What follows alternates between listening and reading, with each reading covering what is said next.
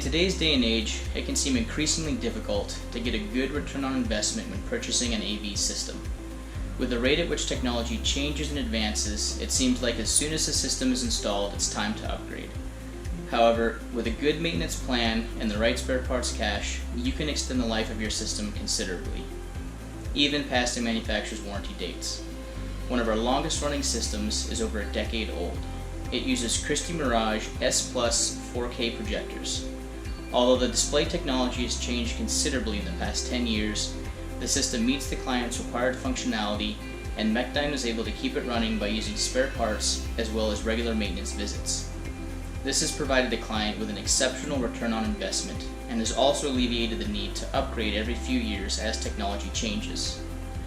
Often when purchasing AV systems, maintenance is one of the first things that gets dropped in the beginning. However, in the long run, this can end up costing more as well as hurting return on investment. This is why it's important to consider a maintenance plan from the start as well as spare parts to make sure you get the best return on investment and to make sure your system lasts as long as possible.